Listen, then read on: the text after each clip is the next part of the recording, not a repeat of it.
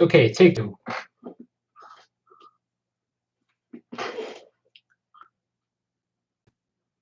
Mic check, can anyone hear?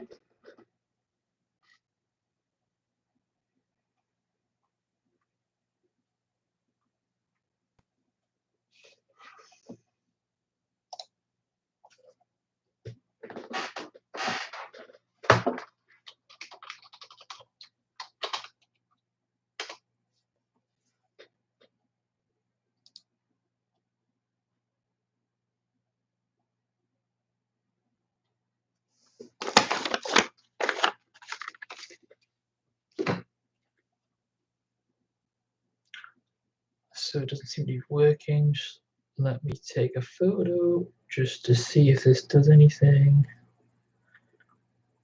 Oh, this is working. Fantastic. Okay.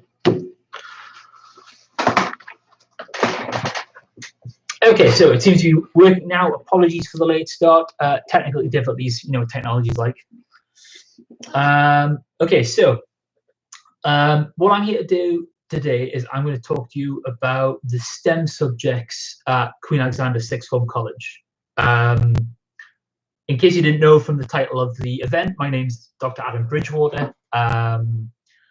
I've did maths at high school, obviously, went on to college. I actually went to QA myself.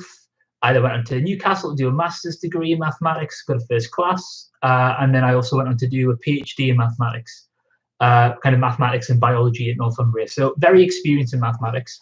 And I'm going to talk to you today about biology, chemistry, physics, maths, and further maths, which are the main STEM subjects that we offer at QA. Obviously, I'm going to be able to talk a lot more about maths than I am for the other sciences, but if you've got any questions, please do ask, and I'll do my best to answer them. Okay, so in terms of, I'll start with biology, and then I'll move through the subjects as you go through. So biology, a 2-year course, exams in first year and second year. You'll do a variety of topics. That'll be extensions from ones that you've done in high school. I'm not going to go into big detail about the topics. Instead, what I did is I spoke to the biology teacher and I asked for the fun parts of the topics, and he told me all about the potential experiments that you might do over the couple of years while you're with us, okay? So you'll do things like looking at enzyme control reactions, and this is obviously in a lab, observing mitosis in water plants, water potential of potatoes. I love the sound of this one, by the way. Permeability of cell membranes in beetroot. If that doesn't sound fascinating, I don't know what does. And the one that I couldn't do, because I'd be a bit squeamish at this one, but organ dissection. So within biology, if it's a subject you're interested in, you'll dissect hearts, lungs, fish gills. Not for me, but from my students that do biology as well as maths, they sound very, very enthused by it, and they do enjoy doing it. Another one that goes well with biology is obviously chemistry. And chemistry, again, you'll learn a lot of topics to do with bonds, chemical reactions. My favorite from when I did chemistry myself when I was younger was organic synthesis. And you actually, in the lesson, you make aspirin, which is really, really fun to do. Not something that I bet you could ever imagine doing when you were at high school. Amazing thing to be able to do something like that. And obviously they go quite well together, and they lead to multiple careers. Medicine's the big one, but biomedical science, if you want to go down the pharmacy route, they're definitely subjects that you should be looking into, and more just fun. So definitely worth taking. Now we're getting a bit more into my expertise, which is the physics, the maths, and the further maths.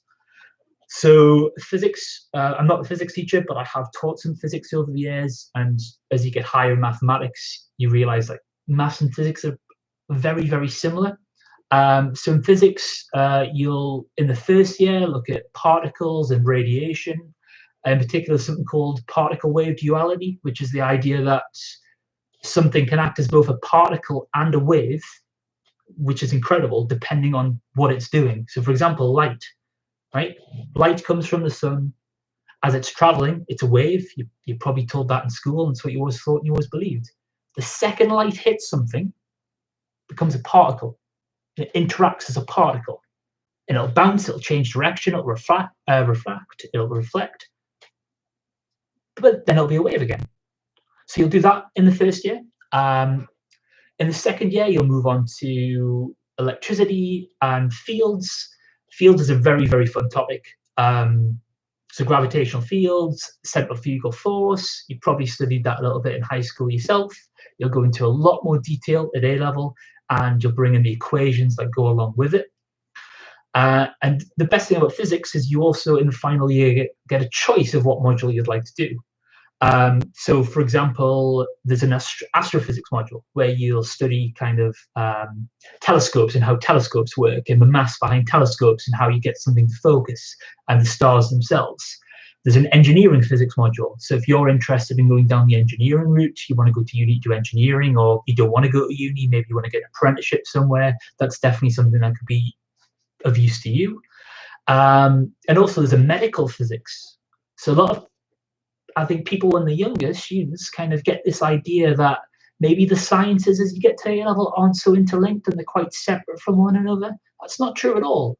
They're all linked together and they all link in with each other. And medical physics is a very, very fun option. And now, of course, what I want to talk about in this session, which is maths. So at QA, we offer 2 maths courses. We offer mathematics itself, so the standard A-level course, which will suit you, obviously, if you want to do mathematics, but even if you want to do a variety of other topics. You know, if you're interested in the medicine, the biomedical route, they really, really like candidates who have got mathematics behind them. If you're not interested in university, like I said, you just simply want to go to a job after you've finished your time at Queen Alec, you know, it develops your problem-solving skills, your ability to think logically, and employers really, really do really like that. So I can't recommend it enough. In terms of topics that you'll do, you'll start off just building what you've done in high school. So quadratic equations, you've probably heard of them. You know, ax squared plus bx plus c. You'll do some graph sketching, so you'll sketch some quadratic graphs, and then there's some other type of graphs which you probably haven't heard of yet, reciprocal graphs, cubic graphs, and then the trigonometric graphs. We'll do some inequalities, again, building off what you've done at GCSE, and we'll work slowly through them initially. And then we'll go into kind of what I like to call kind of the meaty points of the course, which are calculus. If you've heard of calculus, great. If you haven't, don't worry, I'll teach you. Calculus is one of the fundamental areas of all of mathematics. Like, you know, mobile phones, car travel, you know, anything electronic, it just simply wouldn't exist if calculus didn't exist. In more modern takes, it's bridge design, you know, forces on a bridge, and to make sure bridges don't collapse and to make sure they don't resonate. You'll learn that in physics. You know, you'll use calculus in that. Astronomy, hello Ed, just one of my A2 students is here just to say hello. Hello Ed. Also viruses and diseases, so calculus will be used to study kind of how viruses and diseases spread and travel around the world, which I guess might be interesting given what's happening at the moment, who knows. And it's actually also used in chemical reactions, so again, this is going back to the whole maths is linked to everything, and weather patterns as well. Also, you'll do exponential functions, which is linked to probability. For example, something called the exponential function tells you how the lottery is a scam. You probably already knew that anyway, but if you do maths, you'll learn the maths to prove why it's a scam. And then further maths builds on from mathematics. It's the only subject out of the ones I've mentioned so far that you can't take unless you take another one. And as you've probably guessed, you can't do further maths unless you do maths. You've got to do them both.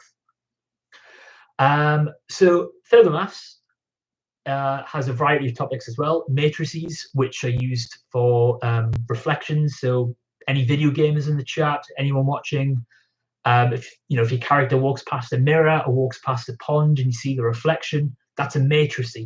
It's a matrice telling the computer that what's happening is a reflection. There's something called conic sections, which is to do with circles, ellipses, and parabolas, which are just fun curve shapes, which are used in satellites to model the throwing of objects. And there's another topic called complex numbers. Don't be afraid about the name. It's not as complex as it sounds. And that's used in real life to do with modeling of equations and modeling in particular of waves, which again, if you do decide to go the physics-y maths route when you're older, will link very well together. So I'm sorry I did start late.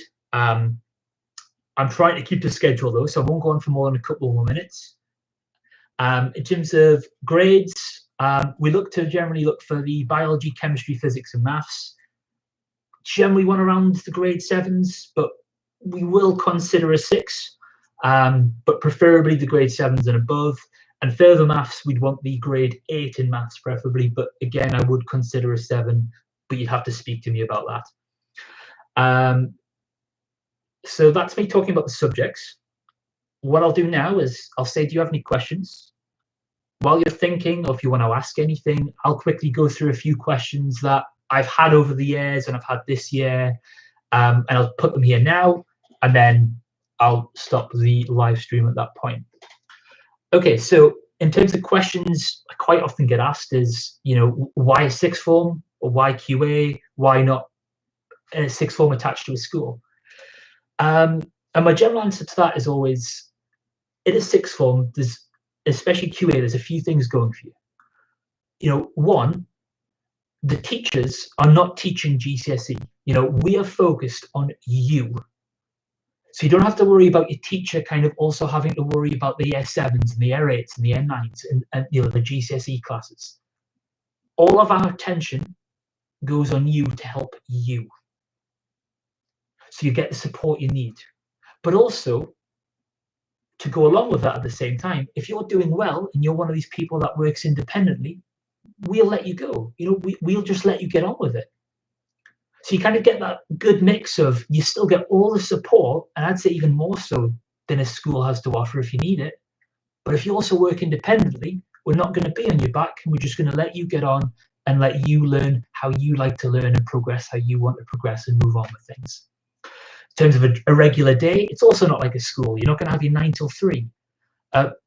Courses are in blocks, and you come into lesson when you have a block. And if you don't have a lesson, you can either go home or work from home, or there's places for you to work around the college and on campus. And it's also got a very, very good choice of subjects in QA. That's my professional opinion. And as a former student of QA myself, I went to QA X number of years ago. If you do the course, I might reveal what the number X was, but at the moment we'll just keep it as X. I went to this college myself as a student, so did my sister, and we're talking a very long time ago now, but so did my dad. I've got nothing but good things to say about QA. And honestly, I look back at it as one of a really, really positive moment of my life. So I can't recommend applying more. So if you're kind of on the fence of which way to go, whether, do I go to a sixth form or attached to a school or a standalone college, I'd say standalone college, and I've got to recommend QA. So if you are interested in applying, the live chat's open all evening. You go on the website, just click on the live chat, pop up at the bottom right, click on it, you can speak to someone, go about enroll in there. I haven't seen any questions appear in the chat, so I'm not going to hang around and have this awkward silence. I'll simply leave it there. If you want to contact me, it's just my initials with my name at tynecoast.ac.uk. By all means, send me an email. But I'd recommend the live chat because they'll probably deal with it a bit faster because I'll be busy teaching maths. Right, so good to see you all, and those watching at a later date, hello, and hopefully see you all in September. Bye now.